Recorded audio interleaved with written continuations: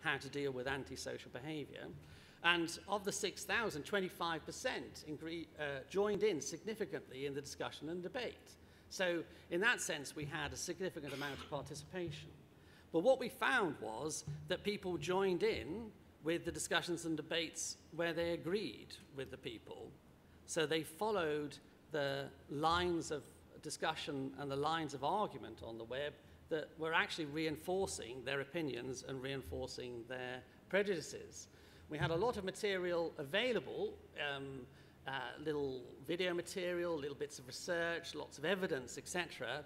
And we found that relatively few people actually consulted the evidence. So one of the difficulties about constructing engagement online, if you want it to be more deliberative and reflective, is that it's actually quite difficult to get people to both reflect on evidence and also engage with people who they disagree with, because the internet has this phenomena of reinforcing people's positions rather than necessarily forcing them to engage across the piece.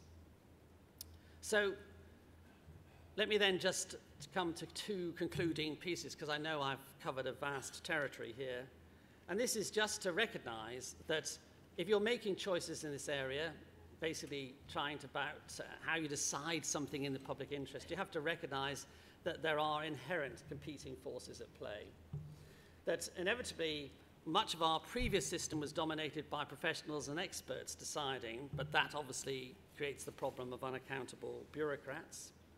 You could then say, well, let's citizens decide, but then that's the problem of potential tyranny of the majority. You could then say, well, perhaps we should just have more specialized lobby groups and producers deciding, but then there's the problem of self-interested particularism. Or alternatively, we'd go right back to the idea of elected politicians deciding, but then you've got the problem of a construction of a politics within a machine, an institutional setting that in some senses divorces them from the rest of society. In other words, constructing an effective and successful democracy, which is the underlying theme of this course, is going to be substantially challenging and difficult.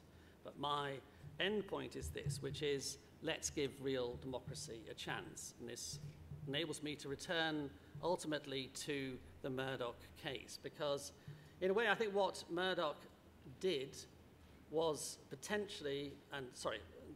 what Murdoch did was absolutely critically confuse populism with democracy.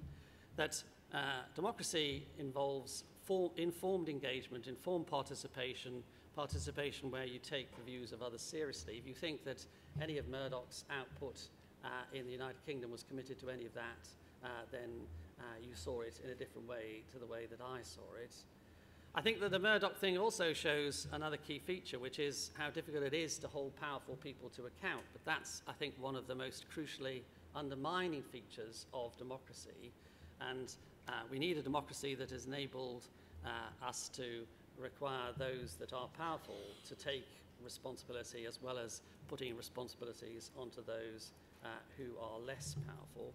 And we need a democracy that builds cohesion as well as reconciling division. So the challenges are real, but what we need to do, I think, above all else, is commit ourselves as public servants, but also as citizens, to try and encourage a much wider and much more genuine democracy. In the long run, that seems to me the real solution. The solution is to take democracy seriously rather than put up with the thin and rather pathetic form of democracy that has dominated in so much of our liberal democracies. Thanks very much for listening.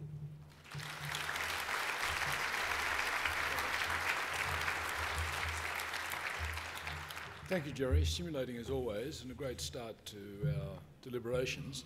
Now, there are questions possible. We have some time up our sleeve, which is great. There's a gentleman over there. Do you want to go first? We have 4 microphones circulating in the room. Would you mind saying who you are just by way of introduction? And we'll leave it to Jerry to answer the questions. Asher, hello, Alan. Commonwealth Ombudsman. I was a bit disappointed at your trivialisation of David Cameron's happiness agenda, and it does sound at first a bit flippant, but looking at some of the structures of that and what Barack Obama and the French government are doing to try and re-engineer some of the economic output measures to bring in some more of those things, I think is rather good thing.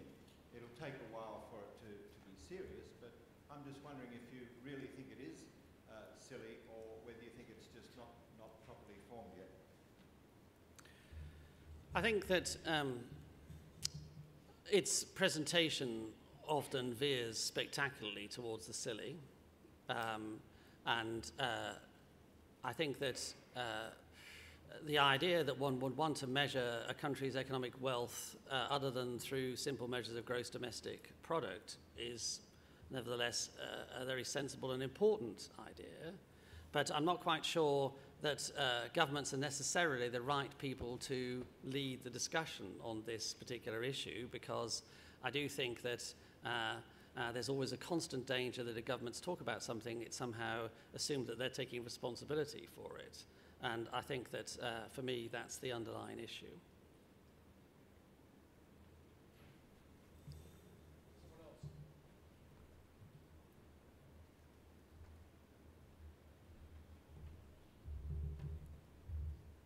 Someone else?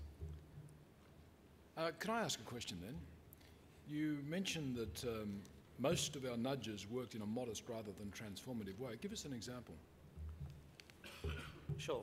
So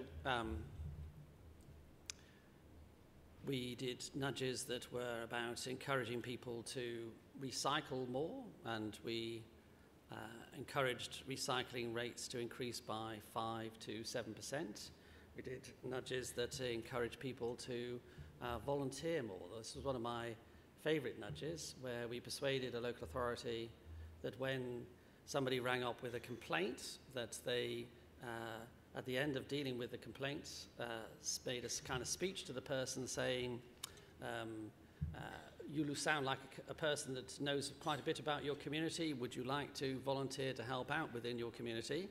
The local authorities took some persuasion to actually do that, because they thought people would just slam down the phone, but somewhat to their surprise, 8 out of 10 actually said yes. And indeed, the problem we had in the experiment was that having such a positive response meant that the local authority didn't have enough things for people to volunteer to do. We've nudged people into signing up onto organ donation lists. We've nudged people into even voting. That's another one that we've done as well. So the whole series of different ways in which you can persuade people to take more significant civic responsibility. But most of them aren't kind of transformative in the sense that you don't shift from, say, 20% doing it to 70% doing it. You just have a much more modest shift. Someone else? Yes, Everett. I'm curious about... Just hold on a sec. We need to urge people to hold on, wait, be patient, wait for the microphone. Everett. On the nudge as well as think agenda, it seemed to me that over the years, while there's been a lot of interest in having more citizen engagement at the state or national level, that where the real action is at the local level and in very particular areas.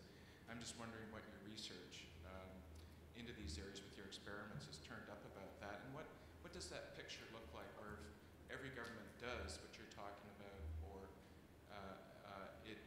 it's not done as much at the national level, but the local level, do you think there can be an aggregate effect of sorts? Yes. That's a good question. I mean, I think most of our evidence points out that both nudge and think tend to work best when driven locally rather than from a top-down perspective. The reason why nudge works more effectively is that nudge can only really work if you actually trust the source of the nudge.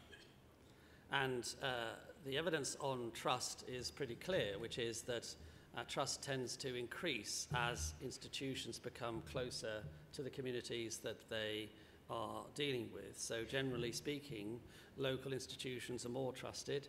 If in many of our experiments what we did is we combined the local authority but with a third force or a voluntary organisation, then you can really maximise the level of trust. So a nudge really works best when the nudge comes from a trusted source. So as I think most trusted sources tend to be more local rather than national, then I think that explains the feature of nudges working better at the local level. And in terms of participation and engagement, I think the picture is a little bit more complicated in the sense that if we narrowly focused all of our engagement on neighbourhoods and communities, I think we'd be misunderstanding the way that citizens currently define locality. If you think about most of the lives that you live, your sense of locality is actually now much more diverse and much more spread than it was even 20 or 30 years ago. Hello, Christian. Just checking you can hear me now. Your shopping, leisure opportunities, the facilities okay, great. that Thank you very much. Want to claim that you have some kind of access to are locally based, but they're locally based and potentially spread over a much wider base. And then if you add in the effect of the internet as well, creating communities of interest as opposed to communities of place, then I think in the case of participation, what we need to do is recognise that we need to get at those felt communities, but not assume that they're always based on a street or a neighbourhood or a residence. So we do need to take locality seriously, but not narrowly define it around a small residential community. People had time to warm up. Other questions or thoughts? Yes. Thank you. Thank you very much for the work that you do, Jerry. It's been really helpful in the work that we've been doing in South Australia. Would you mind just saying who you are? I'm Rebecca Lang. I'm from Primary Industries and Resources in South Australia. I come from an organisation development background, so not a political science background, and I'm particularly interested in the sort of capabilities that we need to build in the people who work in this shifting paradigm. We're just wondering if you've got some comments to make about what you've noticed are the capabilities that people need to build in this area. Do you mean the capabilities of the people trying to promote participation and engagement? And work with the communities in a different way. So it's a really shifting role for the people who've been working in government at all different levels, because you come in with a particular paradigm and you're being now asked to try and work in a different way. Yes. And the move in a way from being the expert to actually facilitating engagement is quite a big shift. Yes. Again, I think a very good question. I think that probably the crucial thing is to develop two skills. One is the skill of patience, because undoubtedly if you're trying to shift an ingrained culture of disengagement or an ingrained culture of cynicism, you can't expect to change that or shift that overnight. The other great skill, I think, is to try and listen. I think we all know when we go to public meetings and we see it all going off the rails, and that's because the public officials have decided that the best way of dealing with their anxieties and uncertainties about what's going on is simply just to talk at people for a huge length of time. And I know you must already be appreciating me talking at you, but I can feel the sense of restlessness already. Well, you can imagine that being quadrupled in any community, organisation or group. So it seems to me that those are the crucial things. I think it's also very important that you design for diversity, recognising that different people are attracted by different forms of engagement, so that you're always offering a mix of forms of participation and engagement, always offering a range of ways in which people might be able to get engaged, and recognise that some people are comfortable at speaking in public meetings, other people like to engage in slightly more private or informal ways. Some people are happy to express their opinions on the internet. As we all know, we have friends that constantly express idiotic ideas on the internet all the time, but then other people are slightly more